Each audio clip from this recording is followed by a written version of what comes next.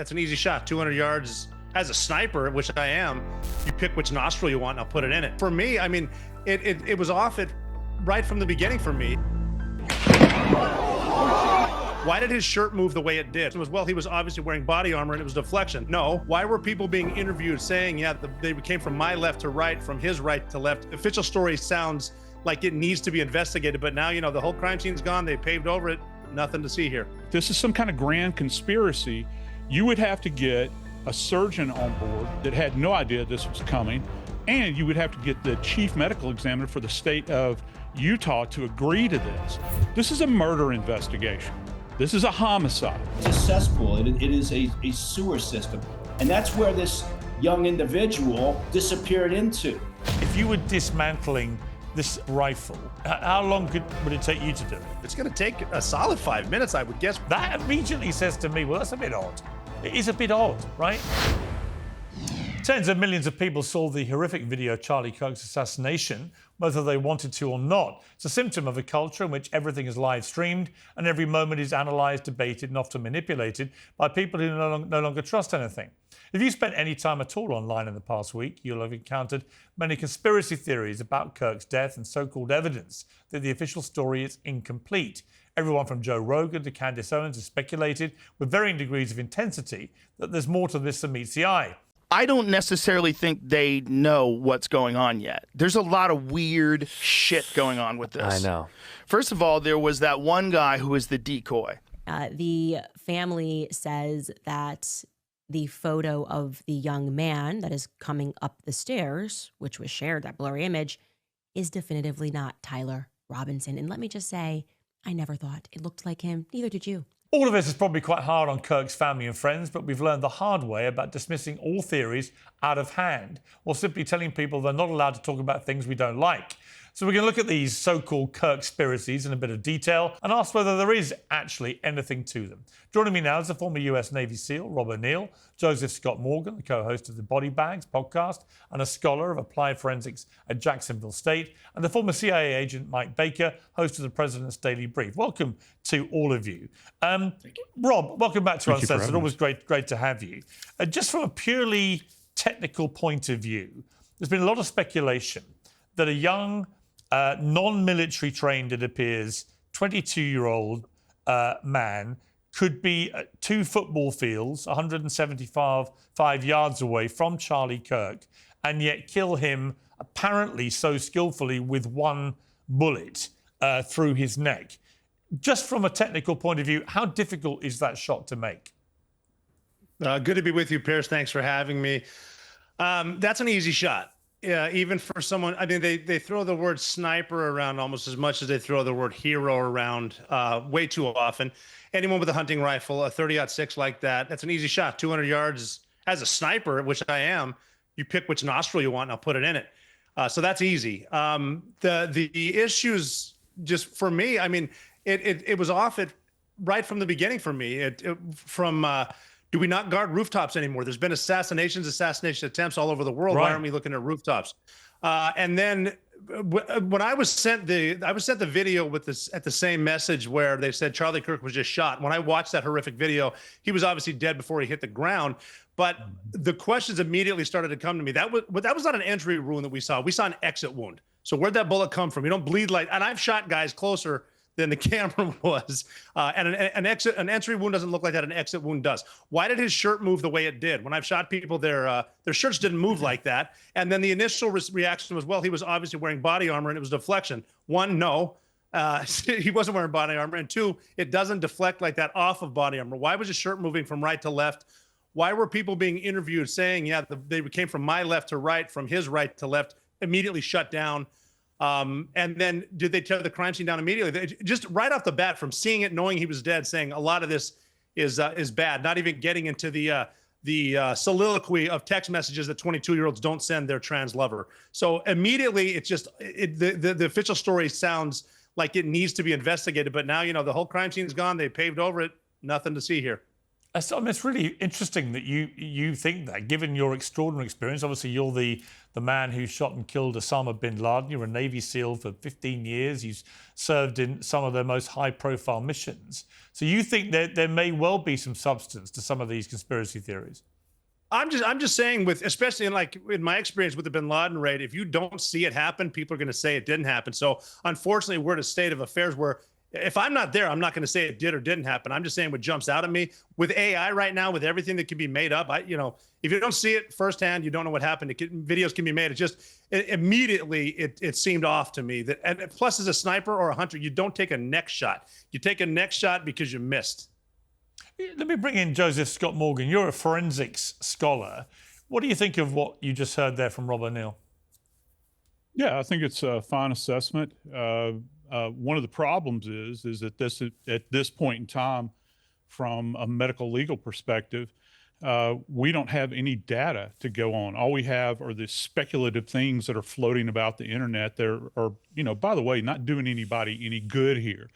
We have a surgeon who was hands-on there that treated Charlie, and he even made reference, I believe, he said that Charlie was a Superman man of steel. In other words, what he's saying, the round passed through and it didn't strike anybody else, that the round, he's implying at least, did in fact embed itself in his body. Now, what the status of that round is, I don't know. We don't have an autopsy report yet either, which is a huge problem. If you want to speculate on wound tracks and these sorts of things, and there are people out there that are actually saying that there was not an autopsy performed, even though it is required by Utah state law. The state medical examiner is put into that position where they have to do the autopsy. So if this is some kind of grand conspiracy, you would have to get a surgeon on board that had no idea this was coming, and you would have to get the chief medical examiner for the state of Utah to agree to this, which seems very fanciful at the very least. The autopsy thing is totally baffling. Why would there not have been one? Yeah, it's first off, let's stop using the word assassination. That's one of the problems we ran into with Kennedy. From a death investigator's perspective, a forensics guy's perspective, this is a murder investigation. This is a homicide, all right? You politicize it when you say assassination. Let the Utah State Police and let the medical examiner do their job in this particular case. Let them work this case as it is, as a homicide, and draw upon the physical evidence. And the reason we don't have these documents right now is this kid's going to be prosecuted. They're going to take him into court, and they're going to prosecute him, and they're going to seek the death penalty. So don't be shocked if we don't see an autopsy report for some time. And don't be shocked if the Utah State Medical Examiner keeps their mouth shut in here, because there have been other cases where people have run their mouths in advance, and it winds up getting you in far more trouble. But does your gut tell you, Joseph, that this is most likely to have been the shooter we saw on the roof, who is this 22-year-old who's obviously facing the charges of a death penalty? Yeah. At this point, I have no other reason to believe that it was someone else, some phantom that may have snuck up behind them, that had popped off some kind of round from some other type of weapon platform that would have been in his rear. It seems to me, and look, I agree with Rob relative to the round. This is a very easy shot. I'm older than most of you guys. I had to qualify with iron sights at 300 yards in the Army. I'm not a very good shot, but way back when dinosaurs roamed the earth, that's even an easy shot with a steel sight. So yeah, I'm not, with a telescopic sight from that range, I think it'd be a walk in the park. Let me bring in Mike Baker. I mean, Mike, whenever there's a high-profile shooting like this, there's always raging conspiracy theories, and that's been massively exacerbated by social media and by a lot of, people probably in the world of debating these things, sometimes acting in deliberate bad faith, where they're just running with the conspiracy theories because it's getting loads of views and making money and so on. And I'm not going to be a hypocrite. We're running a debate here about the conspiracy theories to try and get to some reality, but I certainly don't want to promote stuff if it's outlandish. With all your experience as a former CIA agent. What is your overview of the Charlie Kirk killing? Yeah, look, things, most of the time, things are as pretty much as simple as they seem, right? And then, and the other truism here is social media and the internet. I don't want to sound like a Luddite, but pretty much destroys everything it touches, right? So the social media conspiracy theories started literally within a couple of minutes of people becoming aware that Charlie had been shot. You know, everything from this is a professional hit, and the unwarranted confidence of people on the internet and in social media to push forward their ideas is astounding. One minute they're a Russian criminologist, one minute they're a pandemic expert, you know, the next minute they're an expert on assassinations. And if you combine that nature of human, you know, tendency along with AI and deep fakes, it's no wonder that, you know, you disappear into social media and it's a cesspool. It is a sewer system. And that's where this young individual, you know, disappeared into, right? So the idea, you know, I'm not, again, you always have to be careful. Every investigation has to be built on facts, right? On evidence, on information. And our tendency, because we want an immediate answer, because we've all been trained for that and everybody's got ADHD, is they don't have the patience. And as was just pointed out, I agree with everything that was just said. You got to give these investigations time to sort themselves out. But that's not what people want. They want an immediate answer. And if you don't fill that void, they're just going to make crap up. Everything that you've read, though, from more authoritative sources, is there anything ringing alarm bells? I mean, people have been talking about why did he leave the weapon wrapped in a towel? You know, a lot of coverage about him running across the rooftop. Would he be able to disassemble the rifle as fast as he apparently did, throwing it down his pants and jumping off the roof and so on? Is there anything about any of this which to you rings alarm bells or not? No. I mean, again, that's you know, it's a simplistic answer. And yes, the investigation's still ongoing. You never say never, right? You never, you know, there's always going to be something that could surprise you. But look, this guy obviously looked at Butler as an example. Rob said it himself. At what point do we look around? You could have scouted that perimeter and without really any formal training and said, I think I see a few problems here.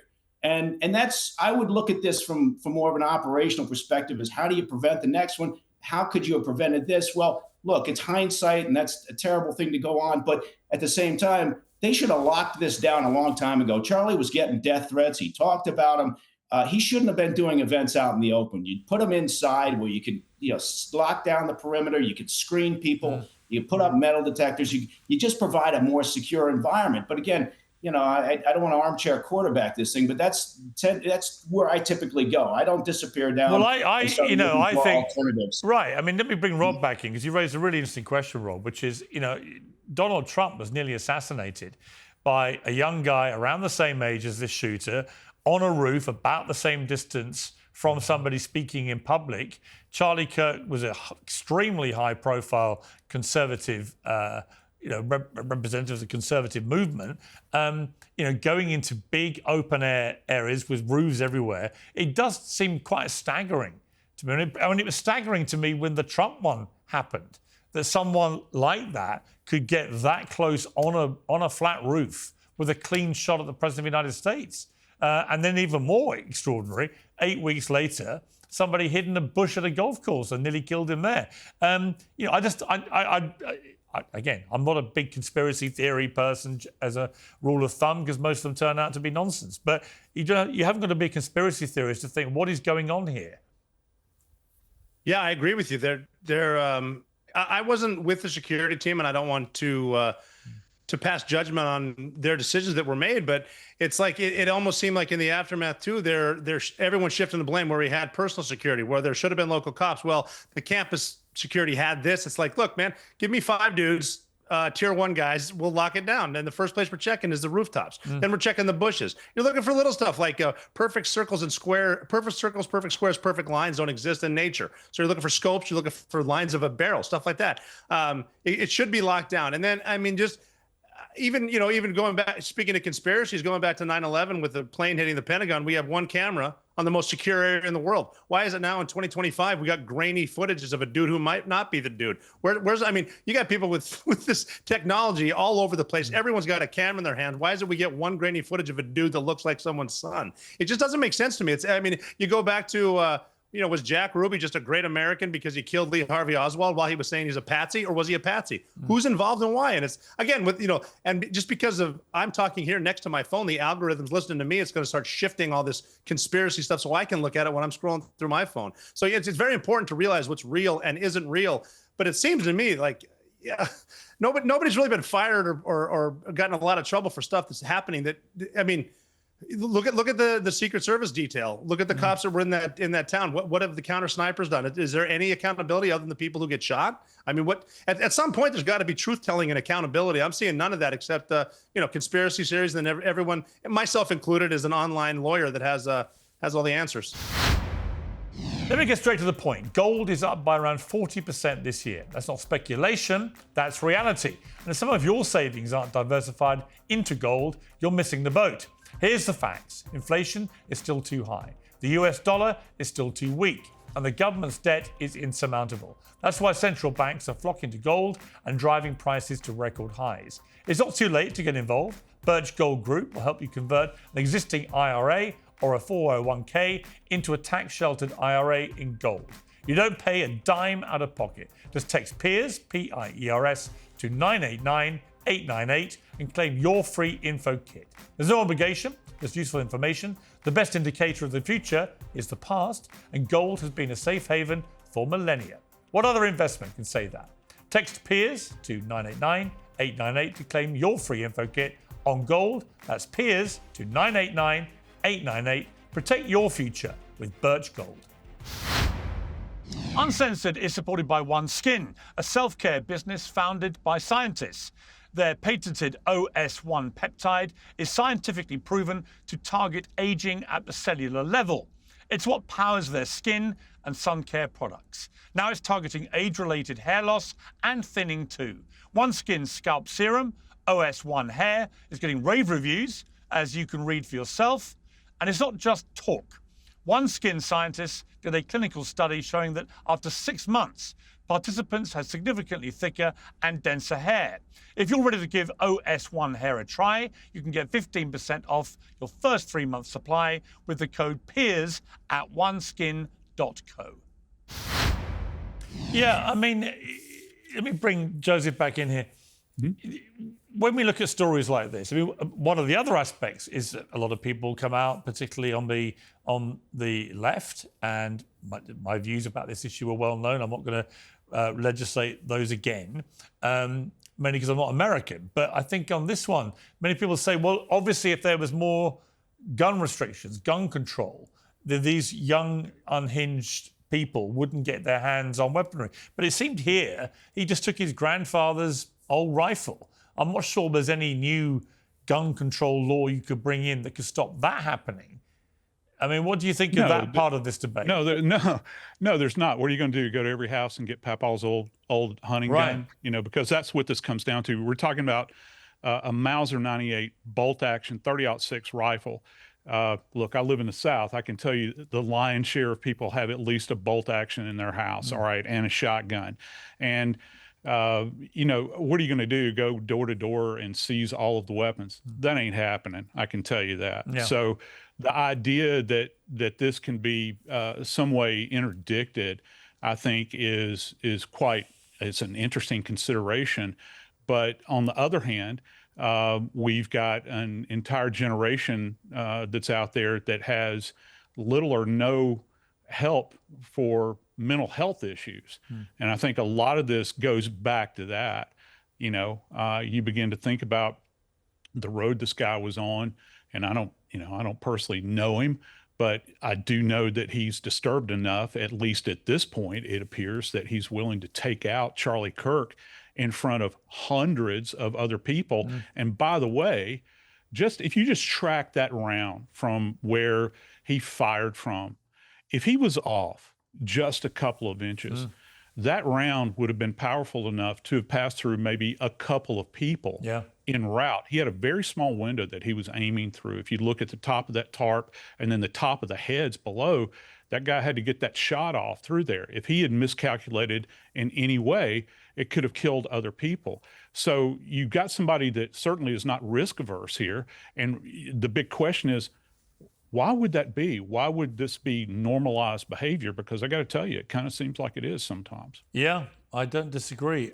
Mike, one of the big sort of conspiracy theories raging, and Joe Rogan was particularly skeptical about this one, was the role of a guy called George Zinn, somebody who acted irrationally, erratically at the scene and was initially arrested. Let's listen to what. So we looked into this on the bomb threat history. The Associated Press did report on April the 23rd, 2013, that this guy, George Zinn, made a bomb threat at the Utah Marathon shortly after the Boston Marathon. But there's no actual evidence he was also at the Boston Marathon. On the 9/11 suggestion, there's no credible evidence supporting claims that Zinn was present at that either. A lot of these associations seem to have been promoted from pretty crazy accounts on X, not verified reporting. The child pornography arrest did happen. So again, Mike, there's a lot of stuff flying around here, and no one's really sure what to believe. It was a weird moment because I was watching it all at the time. And this guy, George Zinn, is quite well known to people. He's quite notorious. The fact he was there at all just looked very odd. But he seems to have been just a complete red herring. He's nothing to do with this. Yeah. Look, that goes back to what we talked about before, right? You've got to build, whether you're an individual who's trying to assess the credibility of something you're reading online, whether you're involved in an investigation, you got to build these things on firm ground, right? And again, if you hear something, it gets repeated, someone clicks on it, they send it to their friends. Next thing you know, you got people saying, yeah, this guy's the Zelig of disasters. He's been showing up at every crisis and disaster, for 20 years. And none of it's built on actual information, actual credible, proven information. The only way, look, I go on about this all the time, but the only line of defense to stop some of the nonsense that's out there is the individual. The individual person has to learn how to be somewhat cynical and curious and to take the time, which is difficult because everybody's busy, take the time to look into the credibility of the crap they're reading before they just send it along or repeat it to somebody else. You've got to do this. I will go back to a couple things that were just said, if I may. This is a mental health crisis. It's not a gun control crisis. So I agree 100%.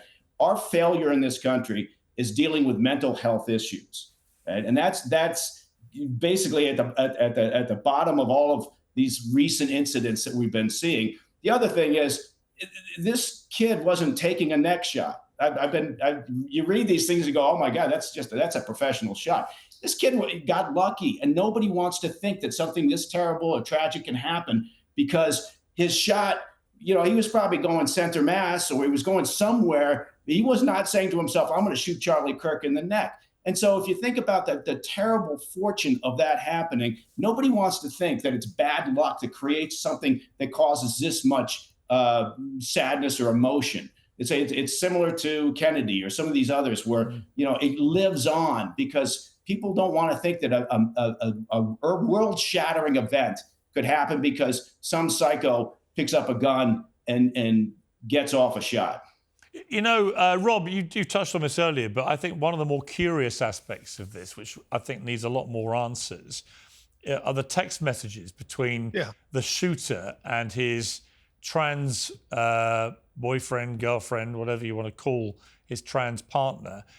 Because they just read like almost if you were putting stuff into AI of, how to do text message exchange, it would come out like this, right? It didn't read to me very natural. What did you make of it? Yeah, I've got 3 adult kids that text me, not every time I'd like them to, but they do, and it never sounds like that. I can't remember the last time my 22-year-old used a comma. My 18-year-old certainly never has. Yeah. It just doesn't work that way. And it's either AI or when I started reading it, other than, no one's saying rifle, no one's saying my love over and over. my first thought was this is someone who doesn't speak English as their first language. They're translating it, but it's almost like when it's like sending a dude from South Boston to Georgia and having them fit in. You just sound a little bit different. I can tell you from somewhere else.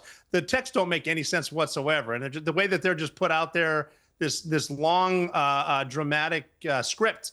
That's in a handful of stuff that just doesn't make sense to me anyway. I wasn't there. I need to keep reiterating that. I didn't like that. I don't like the number of tools that you need to take apart 30-06, or how much time you need, how many different tools, and then well, that's really interesting. So let me stop you there. So if you were doing that with all your training, you were one of the most elite guys in special forces in American history.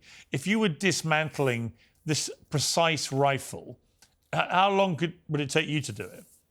A 30-06, well, it's going to take several minutes. I can't even remember I grew up, my first rifle was a 30-06 in Montana, and I can't remember the last time I took it apart. I could take the bolt out, clean that off, but in order to break it down to the point where you can even walk with a limp, it's going to take a solid 5 minutes, I would guess, with different. I don't even think you use that type of a screwdriver that he had with his DNA conveniently all over it, because everything you touch has your DNA on it. It's just taking it apart, putting it together, taking a shot, cold bore, by the way, where your scope wasn't on there, taking it back apart, putting it in your pants, climbing down a fence, getting back into the woods, putting it together as you're on the run, wrapping it in a towel, then driving 200 miles away to type to my love the 300 lines of text. It's just, none of it makes sense to me. Again, I'm not conspiring with anybody, and I'm not saying it was something that it's not. And like Mike was saying, it's usually the most obvious thing that happened is what happened. I wish it never happened, but so many things just don't add up to me. Yeah, I think it's perfectly reasonable, Joseph, for people to ask questions, right? I mean, you don't have to buy into any single conspiracy theory or say that it actually won't end up being exactly, like Mike said, exactly how we think it is, right? And it might be the case. But Charlie Kirk wasn't just any shooting victim. He was the leader of the young conservative Christian right movement in the United States. That carried with it a lot of fame, a lot of infamy, a lot of acclaim, a lot of people that loved him, people that hated him.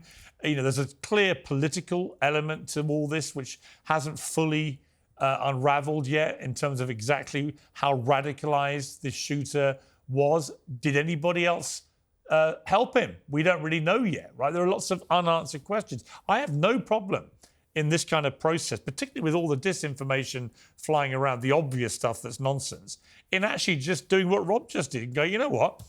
This might all be completely how it went down. But for someone like Rob O'Neill to say it would take him 5 minutes to do what I think the police had said was done in like a minute or so, that immediately says to me, well, that's a bit odd. It is a bit odd, right? How did this young kid who hasn't been in the military, wasn't a Navy SEAL, didn't kill Osama bin Laden, how has he managed to do all this with such apparent ease and fire one shot that carries out the purpose that he had, which was to murder Charlie Kirk from nearly 200 yards away? He may have just got incredibly lucky, and he might be incredibly quick at dismantling and putting together his granddad's rifle, but it is all a bit odd.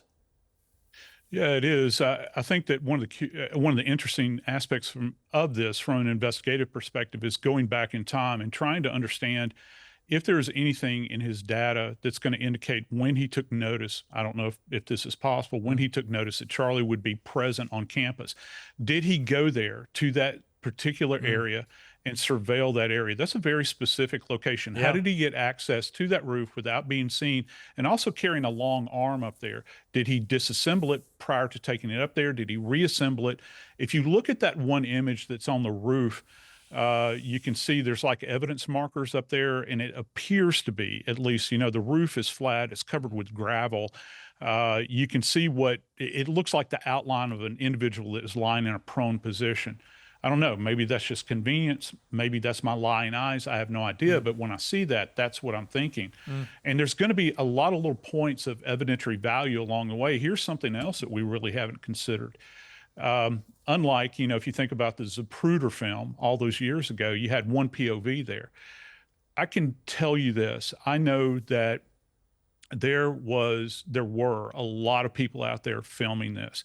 We have yet to see all of that data from multiple perspectives, all the way around 360 degrees from that specific point. At that moment, no one was expecting this. And as the old adage goes, the camera never blinks.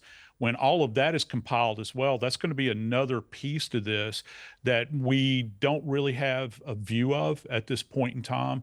And there's any number of cases out there. We're just coming off the Koberger trial right now that we paid attention to for a long time. We had physical evidence relative to a weapon and blood and all that stuff. But one of the things that really hung this guy was all of the digital data that you can trace back to him and kind of his movements and all this stuff.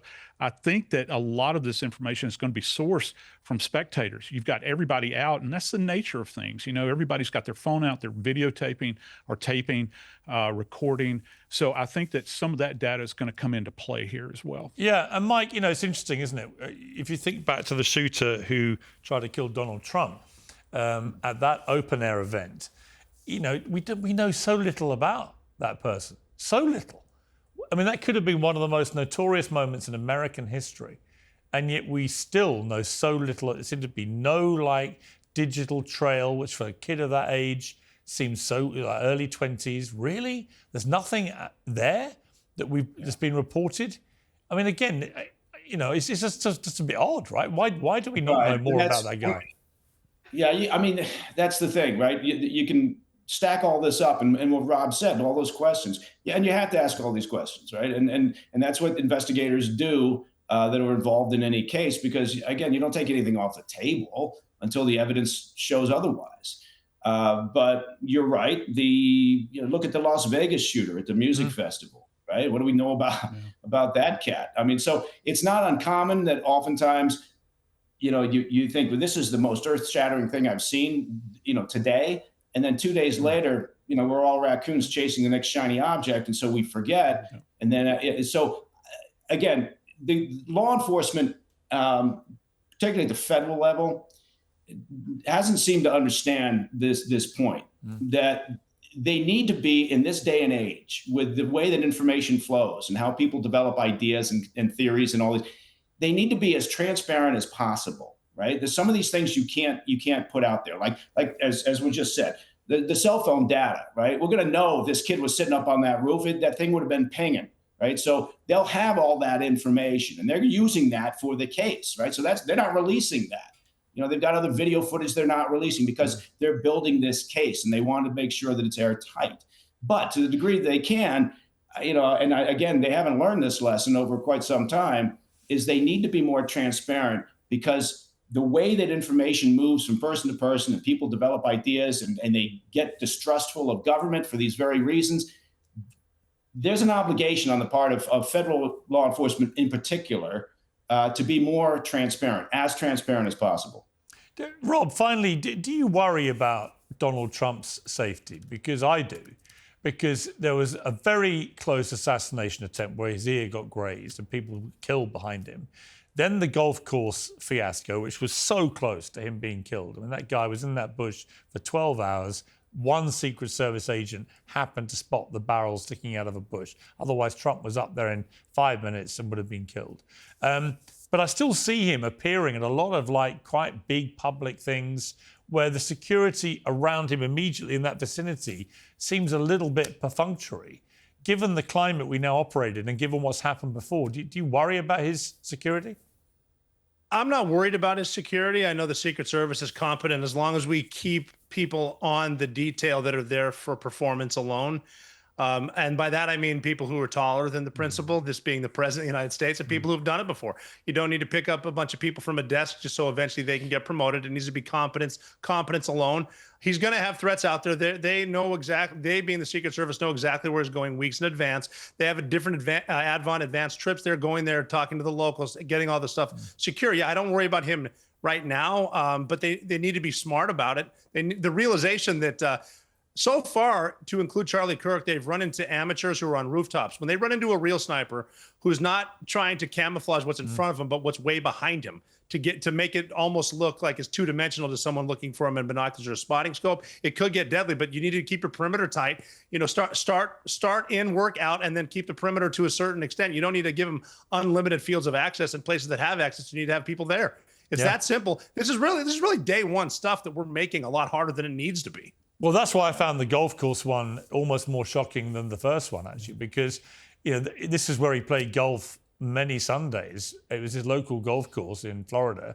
And the vantage point that the shooter chose was where the media used to go if they wanted to get a good, clean shot, ironically, of Trump playing golf with a camera. Right. So it was almost like, doing stuff by numbers. If you were trying to work out where somebody might try and kill him on his golf course, you would choose that very area of bushes. And yet that guy was allowed to be there for 12 hours. I still find that like really shocking. Well, even when they're tracking him, and it's almost like there was a movie, I think, Clear and Present Danger, where they're showing sniper training, and they grabbed like a quarter pounder with cheese wrapper. He had lunch here. They were doing that with this dude in Florida. He must have eaten here, and he's like, "Come on, guys, what on what planet are you doing security?" It's like, and the most obvious spot, put a dude there, put a guy or a girl there, whoever's working for and watch it. It's this, like, go to the principal spot. Where would I be? And if I was taking a shot at this person, where would I go? It's not this. I mean, we're really talking easy stuff here. For some reason, we like to make everything a lot more difficult. Yeah, I agree. Gentlemen, fascinating conversation. I really appreciate your time. Thank you very much. Thank you, Piers. Take care. Today's show is brought to you by Oxford Natural, makers of the Optimum Day and Optimum Night all-natural supplements. Thousands of Brits and Americans are already taking them with incredible results. Optimum Day is designed to boost your energy and support weight loss throughout the day.